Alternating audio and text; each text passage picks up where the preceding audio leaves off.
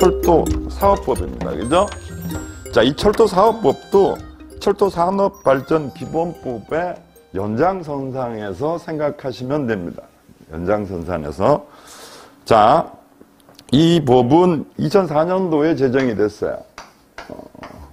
2004년도 12월 31일 날 제정이 됐고, 그 다음에 시행은 2005년 7월 1일부터 시행이 됐습니다. 자, 이거 왜 만들어졌을까요? 철도 사업이죠. 제목이, 그죠? 그러니까 이제 어떻게 돼? 우리가 코레일이든 SR이든 지금 뭐 신분당선이든 여러분한테 어떻게 돼요? 공짜로 차를 태워주지는 않죠. 돈을 받고 태워주잖아요. 그죠? 그러니까는 철도 사업자들입니다. 상법상으로 보게 되면은 코레일 사장이나 SL 사장은 상법상 운송인이 됩니다. 즉, 철도산업발전기본법에 의해서 구조개혁이 돼서 시설과 운영이 분리됨으로 인해 가지고, 그 다음에 또 2004년도에 대단히 큰 사건이 벌어졌죠. 뭐예요? 우리나라에서 고속철도가 처음으로 개통이 됐습니다.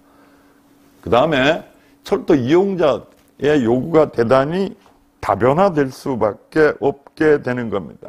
그렇게 해서 바로 철도 사업법이 제정이 됐는데, 바로 코레일이나 SR 사장은 뭐가 되는 것이다? 철도 사업자가 되는 거예요. 철도 사업자가.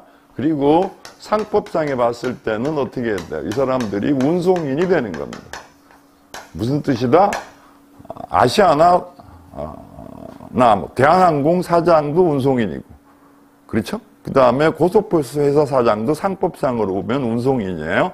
그래서 우리가 코레일 사장이나 SR 사장은 철도 사업자가 되게 되는데, 그러니까 국가에서 어떻게 해야 돼? 철도 사업을 뭐 하겠다? 관리하겠다. 관리하겠다라는 겁니다. 그죠? 그 다음에 이장애인은 최근에 들어갔습니다. 최근에 새로 들어갔는데, 이제 민자철도라는 말이 있죠. 그러니까 어떻게 민간 자본으로 만들어진 철도가 민자철도입니다. 지금 수도권에 가면 어떻게 돼요? 몇 개의 민자철도들이 있게 되겠죠. 왜? 우리가 SOC라 그래서 사회 간접 자본을 투자해야 되는데, 철도에는 어마무시한 돈이 들어가게 되는 거니까 이 많은 돈을 국가에서 다 댈 수가 없으니까 민간 자본으로, 대표적으로 우리가 BTL 사업이나 BTO 사업이라는 게 있죠. 그러니까 요건 빌트고, 트랜스포고, 리스고, 요건 오퍼레이트예요.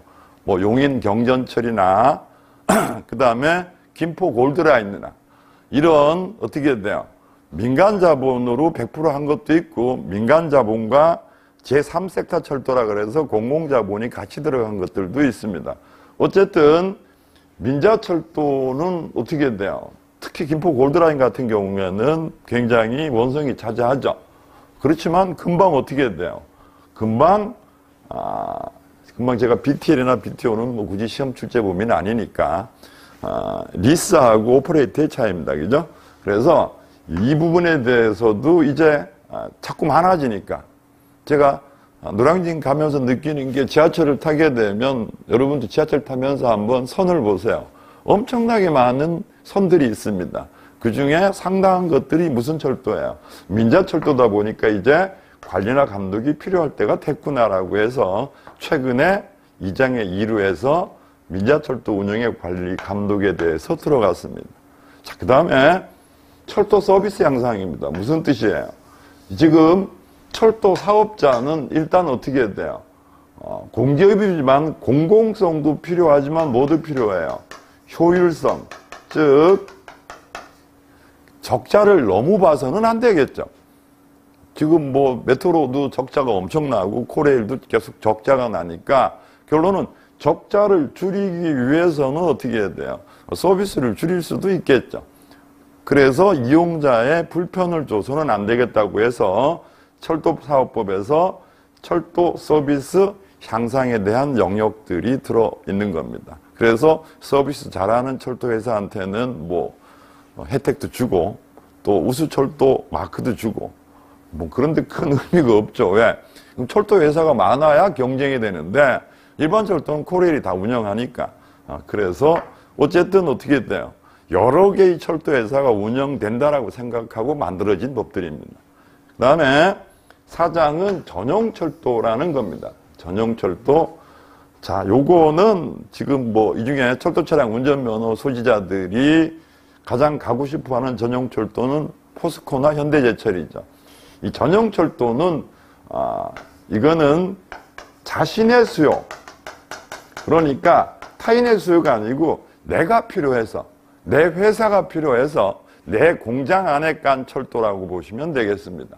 그러니까 포스코나 그 다음에 현대제철 같은 경우에는 대단히 무거운 것들을 움직여야 되니까 공장 안에다가 선로 깔아놓고 열차 운영하는 겁니다.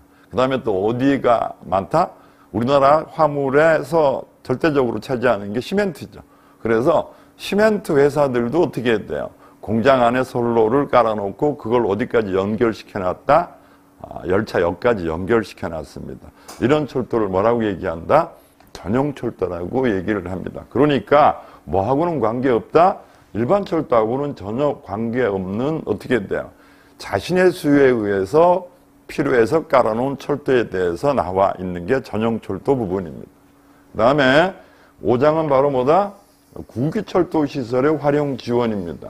바로 국가가 가지고 있는 철도 시설을 어떻게 돼요? 활용하고 지원하겠다. 그러니까 코레일이나 SR이 아닌 다른 제3의 철도회사가 생겼다고 칩시다. 제4의 철도회사가 생겼다고 치면 그들이 국가가 가지고 있는 시설들을 활용하고 지원하겠다라는 뜻이 되겠습니다. 이해하시겠죠? 그런데 지금 뭐 큰 의미 없죠. 아까 말씀드렸듯이. 그 다음에 역시 5장은 뭐다? 보칙이다. 보칙은 뭐라고 얘기했다? 이 앞부분에서 들어가야 되는데 마땅히 들어갈 수 없는 거. 그 다음에 또 뭐? 위임이나 위탁. 그 다음에 공무원들이 현장 조사해야 되는 것들. 뭐 요런 데 대해서 들어가 있는 것이고, 페널티, 벌칙은 당연히 있는 거죠. 예를 들어 철도 안전법은 벌칙만 해도 어떻게 돼요?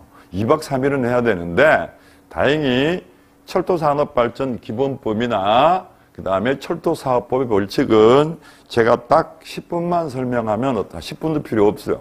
5분만 설명하면 출제되면 다 맞을 수가 있습니다. 그래서 철도사업법은 바로 뭐다?